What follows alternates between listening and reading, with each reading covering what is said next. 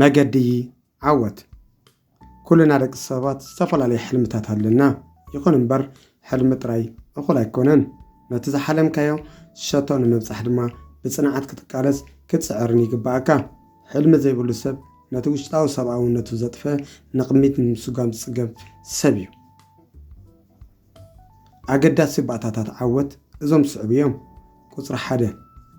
ንጹር ራእይ ቪዥን ቦርድ ክትበጽሖ ትደሊ ሸቶ ኣብ ቅድሚ ዓይንትኻ ኩሉ ግዜ ክርአ ኣለዎ ቁጽሪ 2 ዲሲፕሊን ስነ ስርዓት ብዘይ ዲሲፕሊን ዓወት ክመጽእ ከቶ ኣይክእልን እዩ ቁጽሪ 3 ሓያል ድሌት ኣብ ውሽጥኻ ዝፈልቕ ሓያል ድሌት ናይ ምቕያር ናይ ምልዋጥ ድሌት ክህልወካ ኣለዎ ቁጽሪ 4 ዕላማን ተግባርን ሕልምኻ ብተግባር ንዘይስነ ትርጉም የብሉን ስለዚ ዕላማኻን ተግባርካን ዝተዋሃደ ክኸውን ኣለዎ ከተዕወት እንተደሊኻ ሎሚ ተንስእ ሕጂ ተበገስ ሕልምኻ ብተግባር ኣስንዮ